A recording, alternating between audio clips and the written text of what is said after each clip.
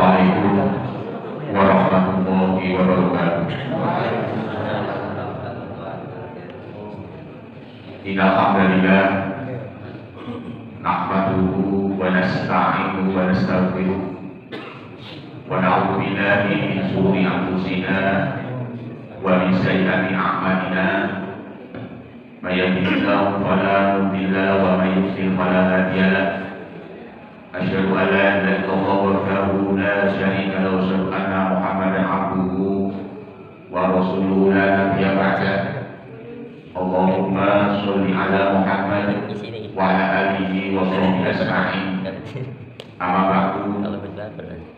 Wa qala Allah ta'ala fil Qur'anil Karim. A'udzu billahi minasy syaithanir rajim. Ya ayyuhalladzina amanu taqullaha haqqa tuqatih wa la tamutunna illa wa antum muslimun. Ya ayyuhan nasu taqu rabbakum alladzi khalaqakum min nafsin wahidah wa khalaqa minha zawjaha wa bassa minhuma rijalan katsiran wa nisaa. Wattaqullaha alladzi tasaaluna bihi wal arham. Innallaha kana 'alaikum raqiba.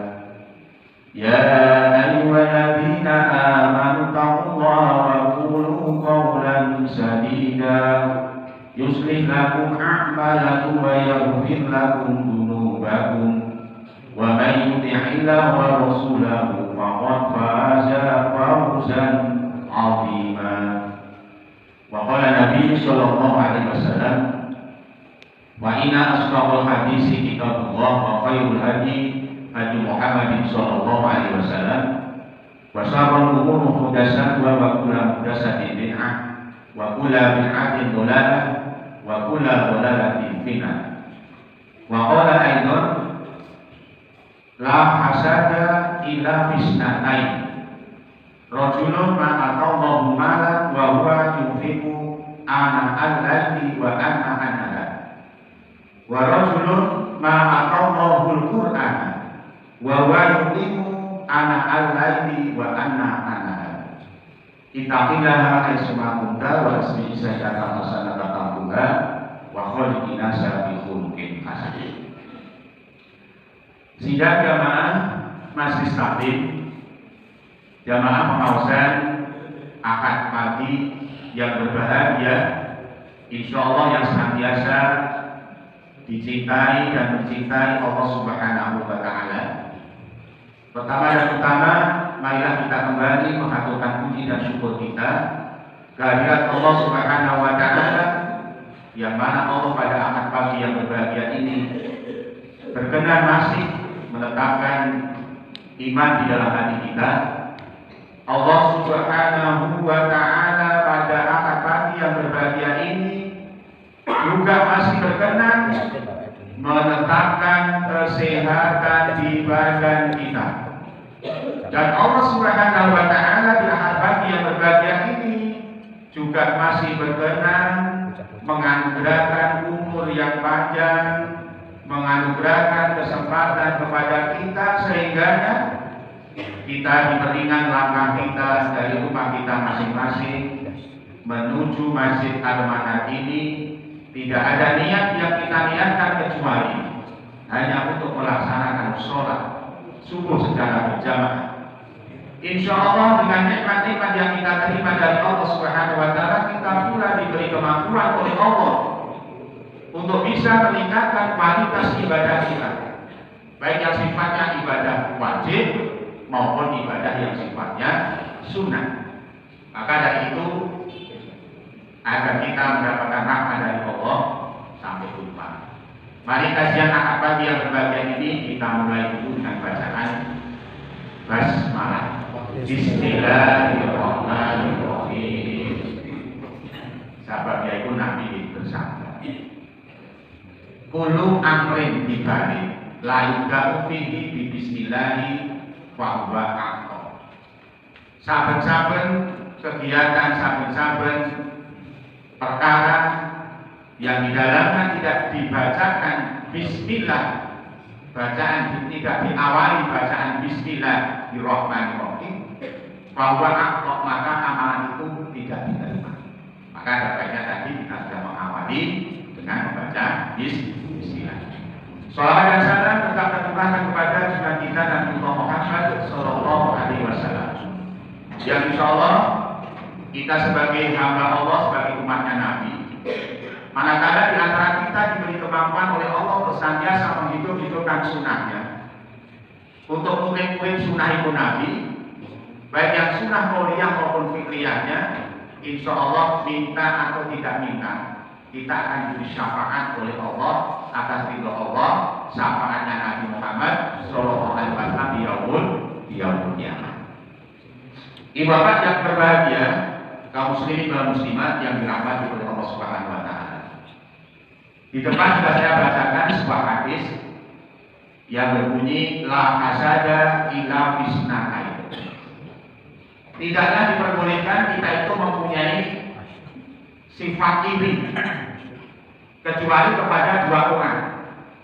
Sebenarnya iri itu tidak boleh, namun kita diperbolehkan untuk mempunyai sifat iri, keinginan, ingin seperti siapa boleh. Hanya untuk dua orang ini dikhususkan itu. Yang pertama, rajulun atau malan. Iri kita boleh kepada orang yang diberi oleh Allah malan. Malan itu wujudnya harta benda yang banyak sekali.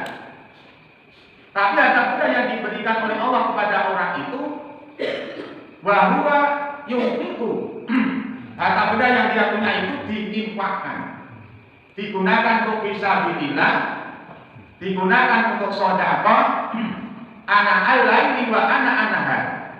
Jadi diberikan harta benda banyak, ini digunakan untuk fisabilillah. Anak al-laili wa anak-anahan sepanjang malam, sepanjang siang. Jadi awan bengi, pawongan punika, piyai punika, adanya infak, sedekah, membantu orang lain, membantu tetangga, membantu saudara, mau siang mau malam, siap membantu, ready pokoknya. Untuk fisabilillah dia itu oke. Nah, itu yang perlu kita menjelaskan ini. Itu yang perlu menjelaskan boleh iri di dalamnya. Kemudian baru dulu atau Quran, dan seseorang yang diberi oleh Allah ilmu Al-Quran, bahwa yuqimu anak al-laili wa anak-anak, dan dia itu mengamalkan isi Quran itu sepanjang siang, sepanjang malam, atau sepanjang malam, sepanjang siang. Akan begitu adanya amalan-amalan yang termaktub, tersurat dalam Al-Quran. Luar biasa, hebat. Ada nggak kita yang begitu kira-kira? Ya, 90% lah. 25% insya Allah ada. Nek 100%, ya apa? Ya. Jadi kita menjelaskan diperbolehkan untuk mempunyai sifat ini hanya pada dua orang nih, ya. Kemudian yang selanjutnya, yang kedua,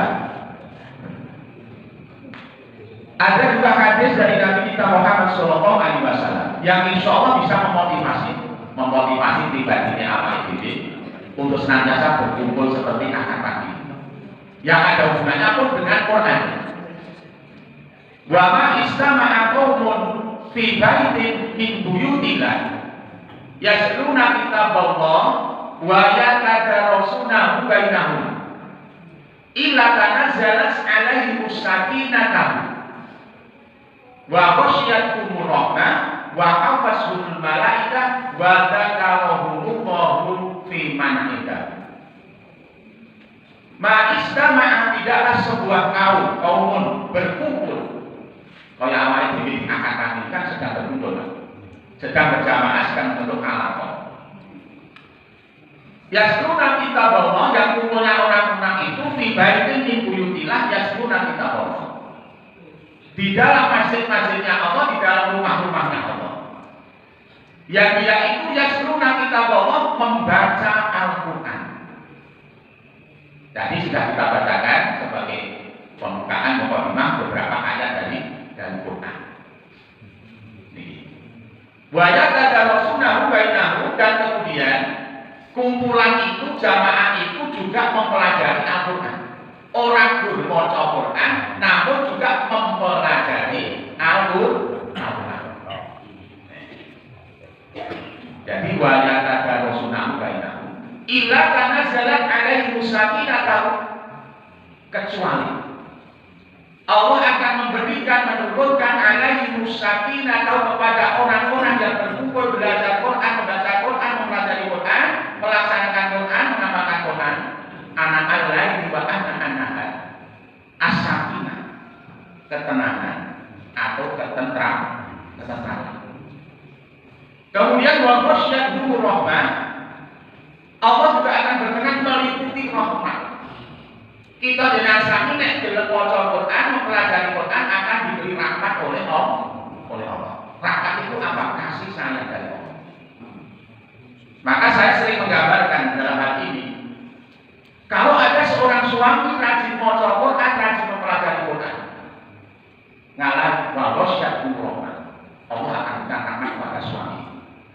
Kalau ada seorang istri rajin baca Quran, rajin mempelajari Quran, Allah juga akan ghasyiyatuhu rahmah, memberikan rahmat kasih sayang kepada istri.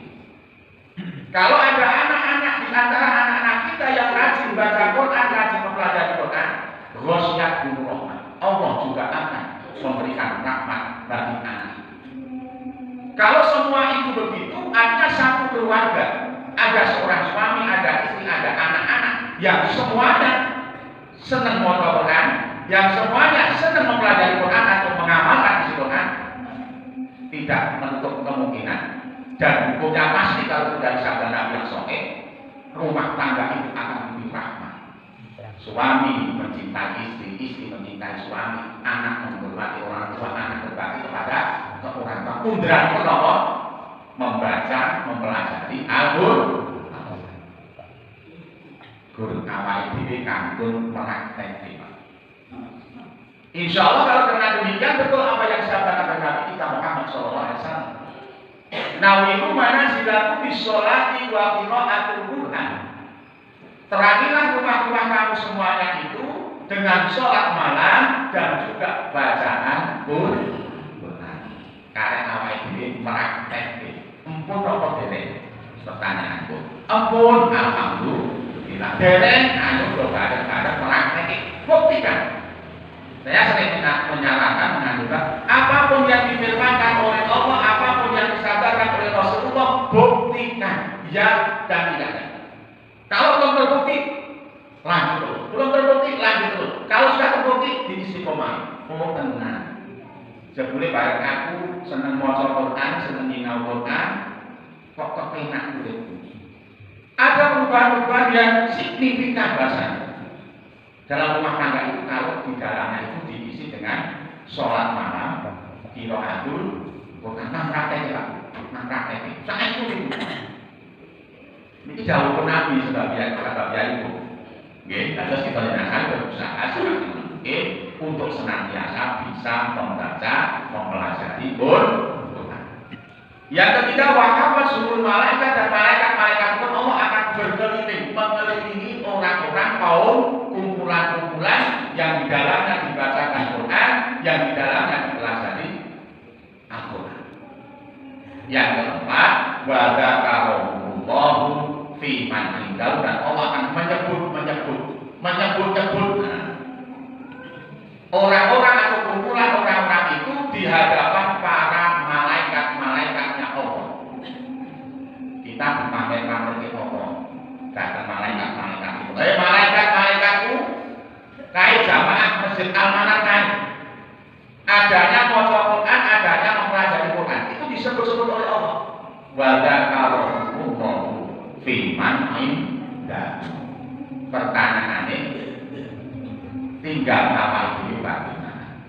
Kalau ingin diberi ketenangan, ketentraman, kalau ingin diberi rahmat dari Allah, kalau ingin dikelilingi, diliputi malaikat-malaikatnya Allah, kalau ingin disebut-sebut oleh Allah, ayo podo maca Quran, sinau Quran.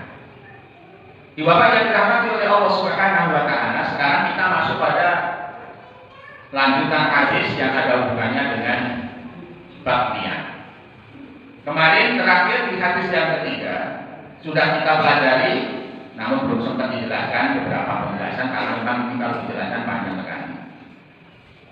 Wa an Aisyah radhiyallahu anha qala Nabi sallallahu alaihi wasallam la hijrata ba'dal fathi walakin jihadun wa niyyatun wa idastum tufirtum fanfiru muttafaqun alaihi wa maknahu la hijrata min Makkah di annaha sharat darul Islam.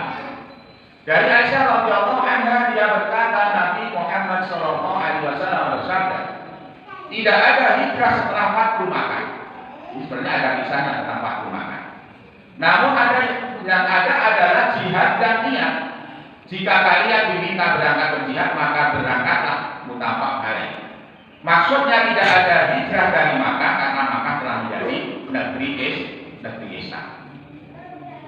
Banyak yang menjelaskan bahwa ini termasuk di dalamnya Allah berfirman dalam Al-Quran surat An-Nasr, Idza.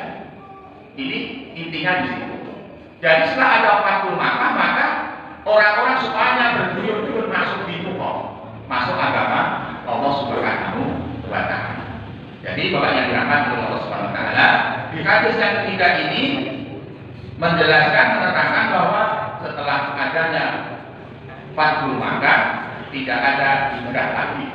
Meskipun sekarang ini banyak yang mengatakan saya sedang hijrah, boleh saja. Saya sedang hijrah atau kajian tentang hijrah. Bahasanya wong ini dari ora sregep salat terus dari sregep salat jenenge hijrah. Dari pakaian yang belum muslimah terus berubah pakaian yang muslimah, itu namanya hijrah. Dari sesuatu yang tidak baik menjadi sesuatu yang baik, itu namanya hijrah. Boleh saja. Kemudian juga yang dirahmati oleh Allah Subhanahu wa Ta'ala, kita lanjutkan hadis yang berikutnya. Wa an Abi Abdillah Jabir bin Abdillah al-Ansari radhiyallahu anhu qala kunna ma'an Nabi sallallahu alaihi wasallam fi ghazati faqala inna bil madinati la rijalun masirun wala qatatu wadiyan ila kanu ma'akum habasahul marad wa fi riwayatin illa syarakukum fil ajri rawahu Muslim wa fi rawahu Bukhari an Anas radhiyallahu anhu qala raja'na min ghazwati Tabuka ma'an Nabi sallallahu alaihi wasallam qala inna aqwaman khalfana bil madinati masalakna syi'yan wala wadiyan illa wa hum ma'ana habasahul mudr. Yang artinya dari Abdullah Jabir bin Abdullah bin Al-Ansari radhiyallahu an, dia berkata, kami bersama Nabi dalam sebuah peperangan. Maka beliau bersabda, sesungguhnya di Madinah ada beberapa orang yang tidak menyusuri jalan pegunungan dan tidak melewati lembah bersama kalian. Namun mereka bersama-sama kalian mendapat pahala karena mereka terhalang oleh sakit. Dalam riwayat lain disebutkan mereka berserikat dengan kalian dalam pahala. Dari sini sebenarnya sudah bisa kita berikan satu sedikit penjelasan. Dan diriwayatkan oleh Al-Bukhari dan Anas radhiyallahu anhu, dia berkata, kami pulang dari perang Tabuk bersama Nabi sallallahu alaihi wasallam, maka beliau sallallahu alaihi wasallam bersabda, sesungguhnya ada kaum yang berada di belakang kita di Madinah. Mereka tidak melewati celah gunung dan lembah bersama kita, namun mereka bersama kita mendapat pahala karena mereka terhalang oleh ujung. Ibadah yang dirahmati oleh Allah Subhanahu wa Ta'ala, dalam hal melaksanakan satu bentuk kewajiban. Kalau memang ada udzur syar'i yang boleh kita tidak melaksanakan kewajiban itu, maka tidak menjadi masalah dan kita juga akan mendapatkan pahala dari Allah Subhanahu wa Ta'ala. Sebagaimana kisah di sini, ada sahabat-sahabat Nabi itu dalam sebuah peperangan bersama Nabi. Namun Nabi berkata, sebenarnya di Madinah ini ada beberapa orang yang tidak ikut berperang, tidak melewati pegunungan, tidak melewati lembah bersama kalian, tapi dia mendapatkan pahala seperti yang Anda atau yang kalian dapatkan. Kenapa? Karena ada udzur. Udzurnya apa? Sakit, Pak. Jadi manakala kita sedang sakit, itu boleh tidak melaksanakan suatu kewajiban. Umpamanya puasa Ramadan. Gitu. Puasa Ramadan boleh kita tidak melaksanakannya manakala maridun, manakala kita dengan kami sedang sakit diukur karet ngitung nanti selama berapa hari sakit itu. Kemudian baru diganti dipokok pada hari dan bulan yang lain. Jadi udur itu boleh menggugurkan kewajiban. Namun udurnya udur yang syar'i betul. Orang apa itu orang melu pernah nih alasannya nggak pas itu tidak boleh. Maka dari situ kita dapat ambil kesimpulan. Siapapun yang ada kewajiban melaksanakan satu kewajiban yang harus dilakukan, manakala dia dapat udur, tetap dapat ganjaran sebagaimana di saat orang-orang muslim, sahabat-sahabat Nabi perang Tabuk ada yang tidak ikut karena udur, namun dia itu berserikat, saling dongake. Kalau kita tidak dapat ikut perang bersama Nabi, pastinya ada doa-doa yang keluar dari mulut kita. Mudah-mudahan Allah memberikan kemudahan. Mudah-mudahan Allah memberikan perlindungan kepada Anda. Jadi meskipun tidak ikut berperan, namun dia juga mendapatkan apa yang namanya ganjaran atau pahala. Di sini ada lagi penjelasan yang sedikit. Di dalam hadis ini terdapat dalil bahwa orang yang niatnya benar dan bertekad hendak melakukan kebaikan, tetapi ia tidak melakukannya karena ada udur, maka ia mendapatkan pahala semisal pahala orang yang melakukan amalan tersebut. Sinoso tidak ikut perang, namun niatnya itu ingin ikut perang, maka pahalanya sama dengan yang berperang. Niat itu berkata di dalamnya. Awal itu ingin tumindak aktif, nek ora iso tindak untuk udur, wis entuk ganjaran. Maka ada baiknya senantiasa dalam hati kita itu adanya niat yang baik. Ini ojo niat. Kalau memang tidak ada udur, kita harus melaksanakan apa yang menjadi kewajiban kita menjadi Pak. Oh jangan ini ngaji Pak. Niatnya apa? Pengen kan niat. Pengen ngaji tentang amanat kakak itu kok pengen Pak. Ini udurnya apa? Sakit nggak itu untuk ganjaran. Ini kalau tanpa udur, ya nggak itu apa-apa, orang yang udur apa-apa, nggak mau melaksanakan apa yang menjadi kewajiban. Di bawah yang dirahmati oleh Allah Subhanahu Wa Taala. Kita lanjutkan hadis yang berikutnya.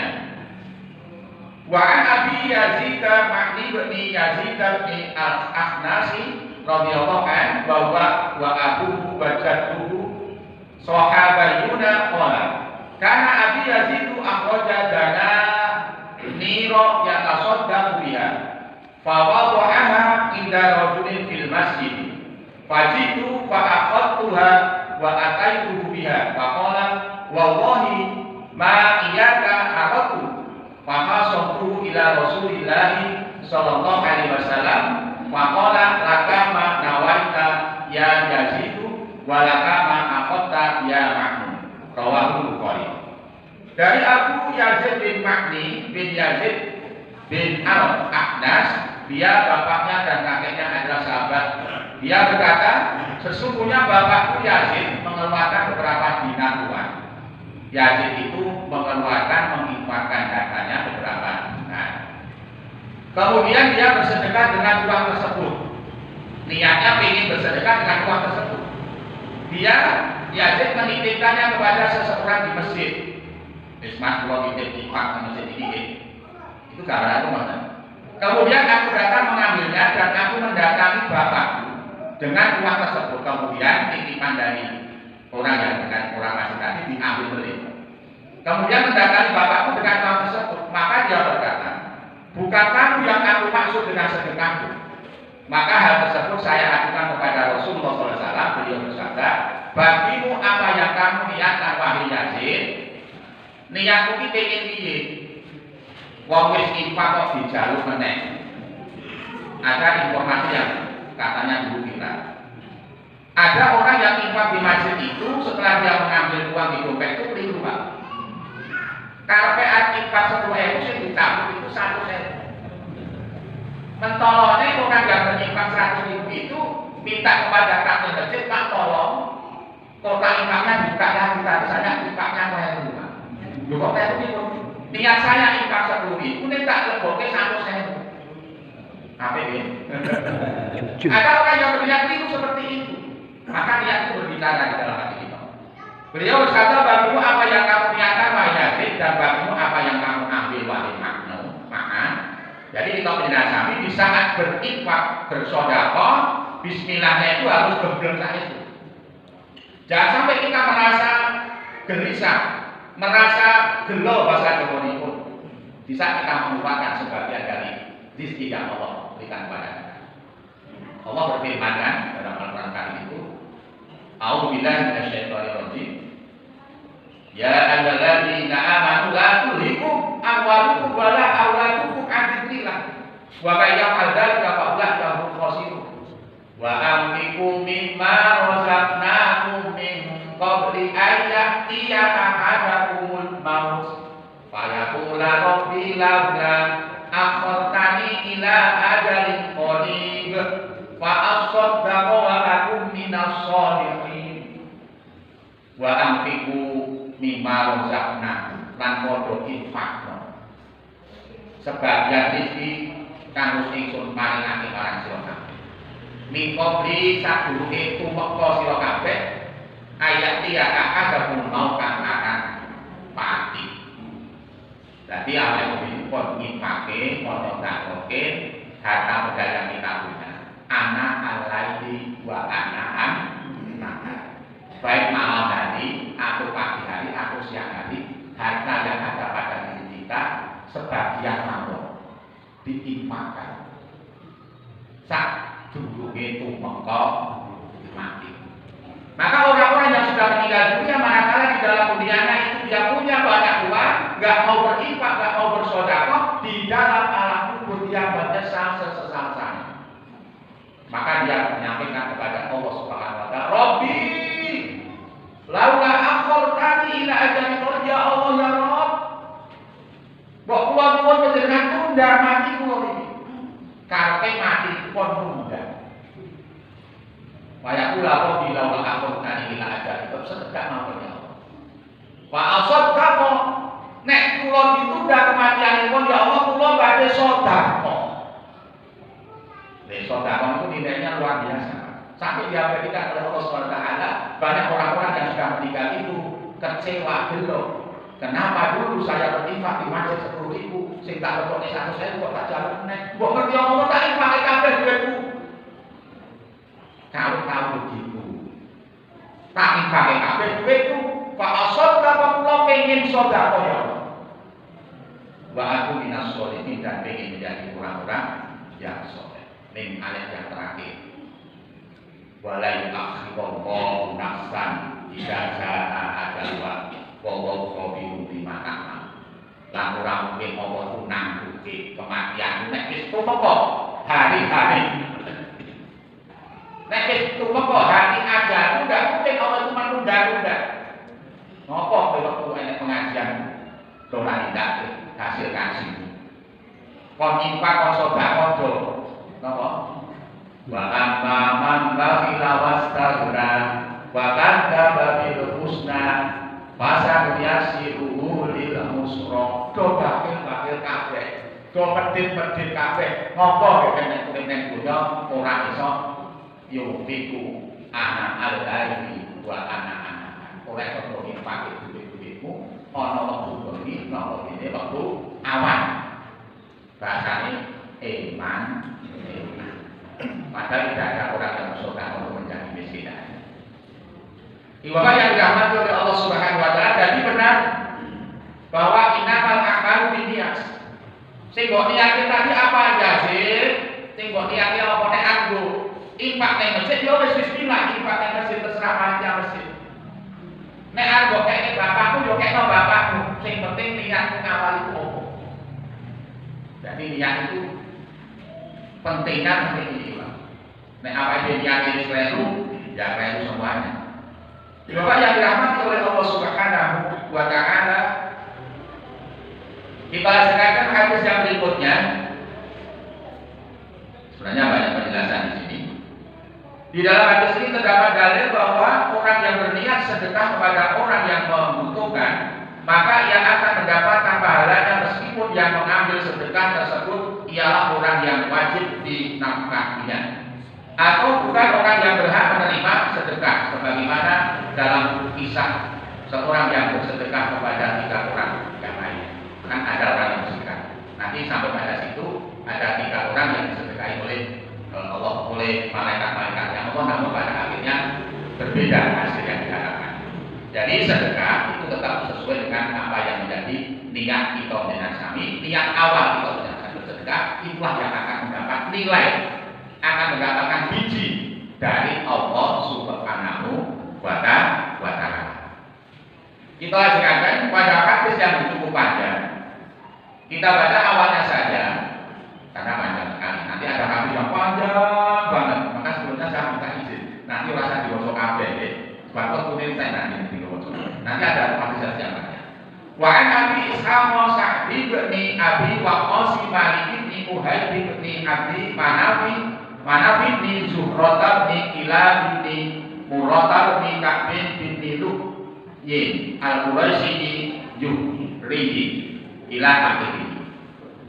Artinya dari Abu Ishaq Sa'ad bin Abi Waqqas, Malik bin Uhayb bin Abi Manaf bin Zuhrah bin Kilab bin Murrah bin Ka'ab bin Lu'ay al-Qursi al-Zuhri radhiyallahu anhu, salah seorang dari 10 orang yang disaksikan akan masuk surga.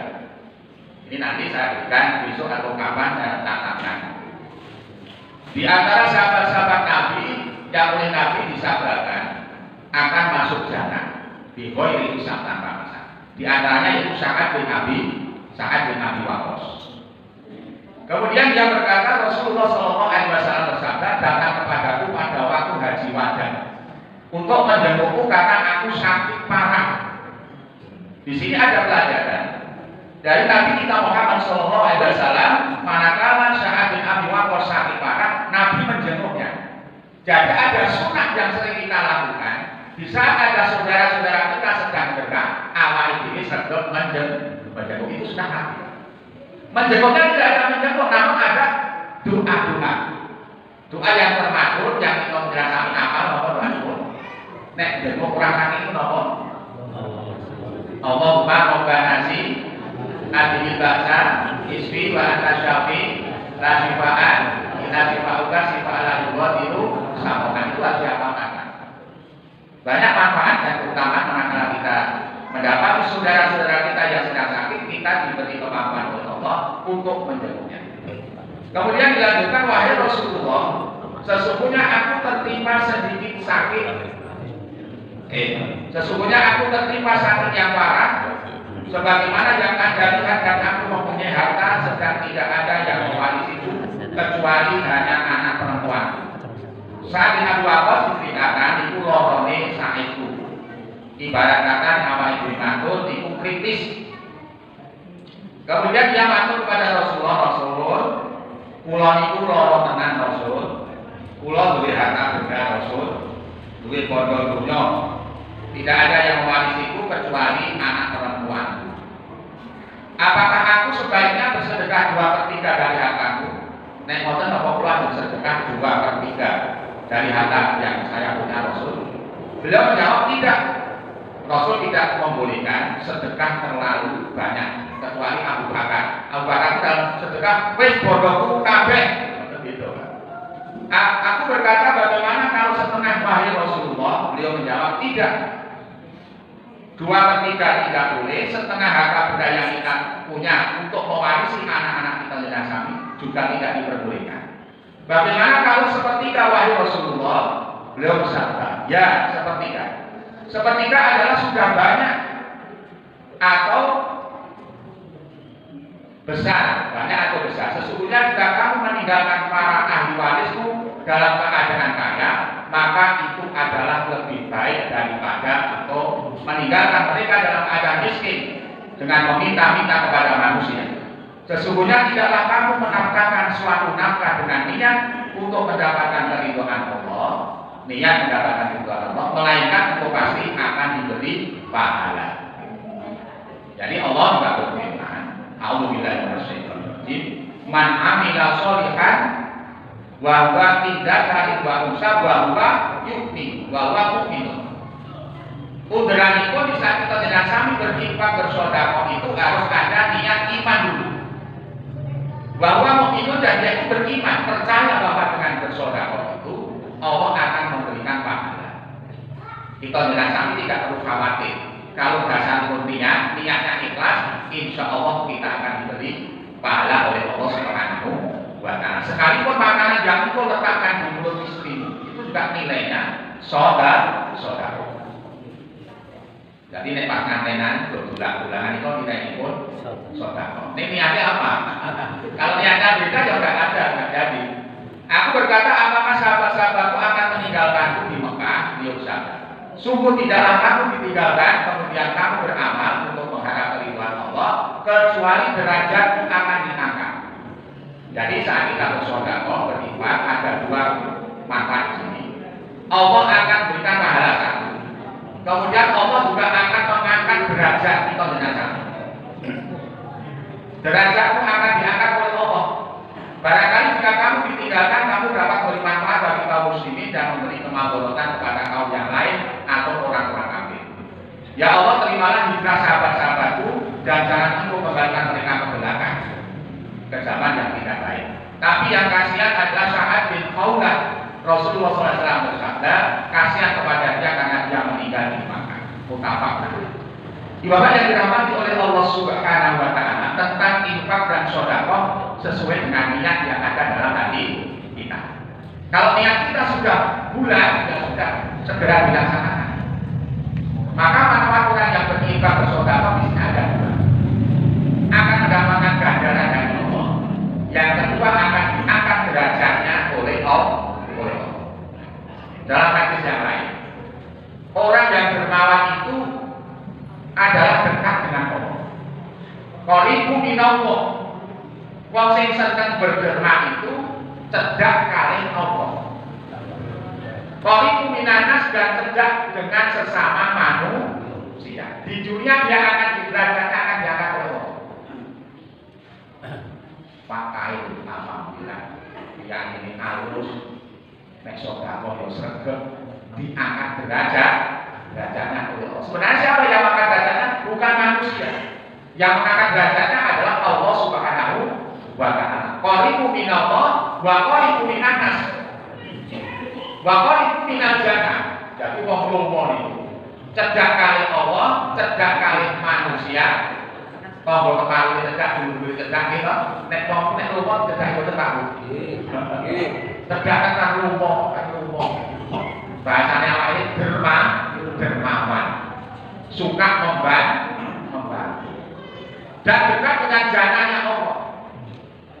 Namun kalau soal pun, tiang itu kalau bangkit, masjid, pelit, dan sak konco-konco itu, wis bangkit, wis masjid, wis pelit, wis oponeh tiang itu mohon. Dia itu bangkit itu minallah, akur kali Allah. Jadi Allah Subhanahu wa Ta'ala tidak mau berdekat-dekatan dengan orang yang bakhil. Oke? Tidak mau berdekat-dekatan dengan orang yang bakhil. Manusia pun juga tidak mau. Juga jauh dari manusia. Maka yang ingin pengen cedak-cedak kali manusia, padahal manusia itu bakhil, tidak ada kata bu, tidak ada. Makanya kita jenazah berusaha semaksimal mungkin, berusaha dengan niat lillahi ta'ala untuk menjadi orang yang lomo, untuk menjadi orang yang dermawan, sehingga Allah SWT akan dekat-dekat dengan kita, dan juga insya Allah kita menasami akan diberikan kenaikan derajat oleh Allah Subhanahu wa Ta'ala. Nanti saya sampaikan.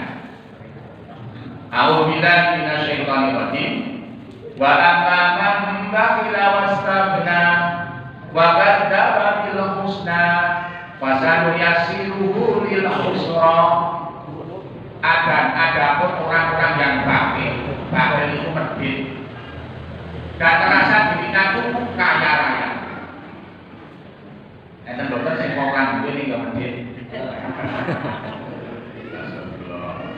Mas Anto. Oke.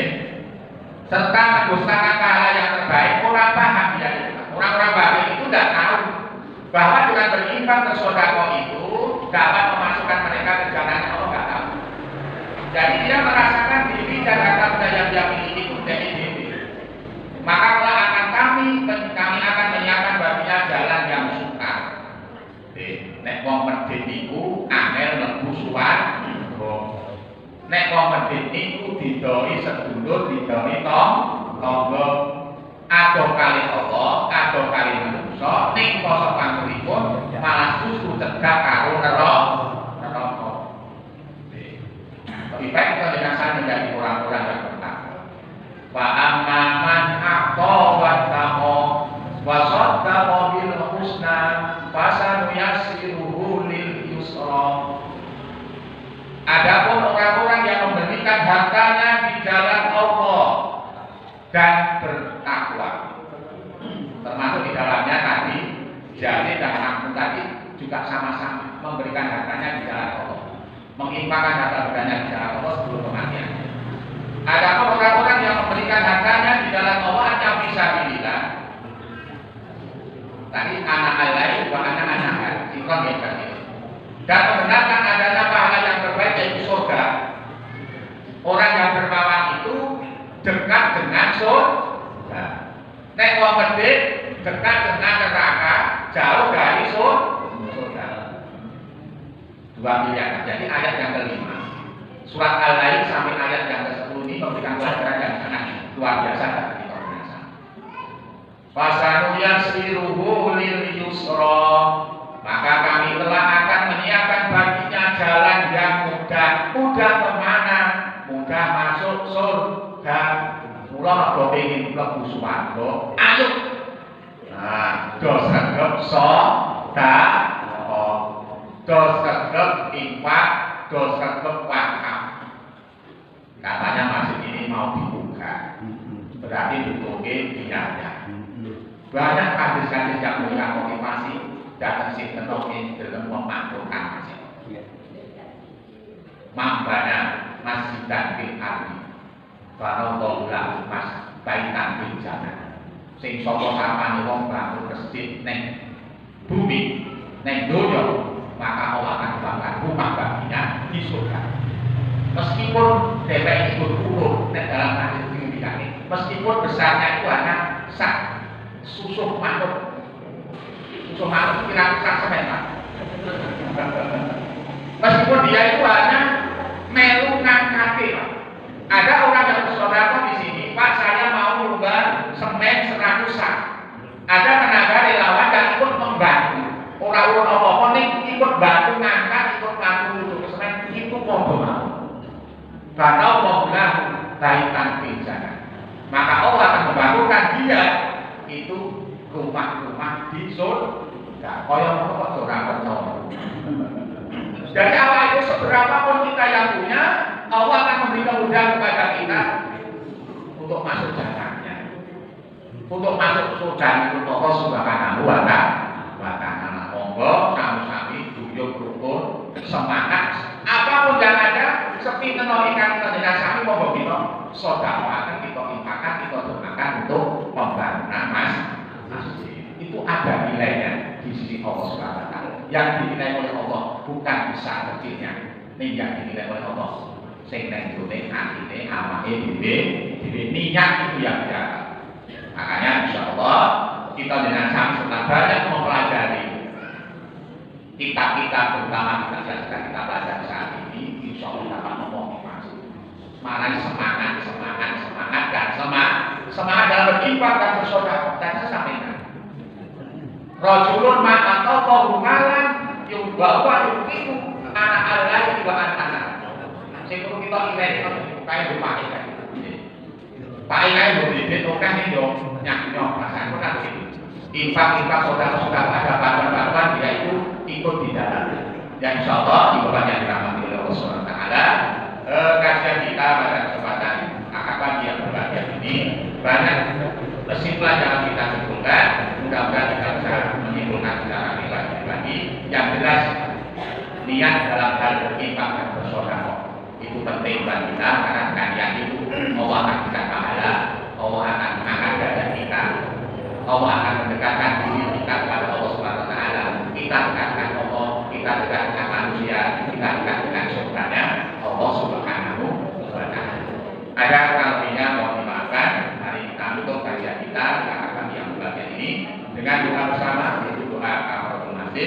Subhanallahumma wa bihamdika asyhadu an la ilaha illa anta astaghfiruka wa atubu ilaik. Kemudian perkajian selanjutnya insyaallah dapat kita lanjutkan hadis yang berikutnya, yaitu hadis yang ke-7. Ini cukup pendek sebenarnya, namun tidak menjadi masalah. Besok kita berikan catatan juga tentang siapa-siapa sahabat Nabi yang masuk jannahnya Allah. Ini diantara sahabat Nabi yang masuk jannahnya Allah di dua hisab. Ada Abu Bakar As-Siddiq, ada Umar bin Khattab, ada Utsman bin Affan, ada Ali bin Abi Thalib, ada Thalhah bin Ubaidillah, ada Zubair bin Awwam, ada Abdurrahman bin Auf, ada Sa'ad bin Abi Waqqas, ada beberapa. Kemudian ada Sa'id bin Zaid bin Amr bin Auf al-Adawi, yang terakhir Abu Ubaidillah bin Jarrah.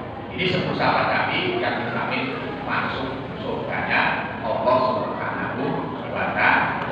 Insyaallah kita tidak sampai termasuk Allah yang bisa disebut ahli jannah, ahli surga, akan kita selalu dalam ketaatan kepada Allah, dalam ketaatan kepada Rasulullah Muhammad sallallahu alaihi wasallam. Demikian ada satu bidang mohon dimaafkan. Kita akhiri dari taufik dan hidayah. Wa hidayah. Wassalamualaikum warahmatullahi wabarakatuh.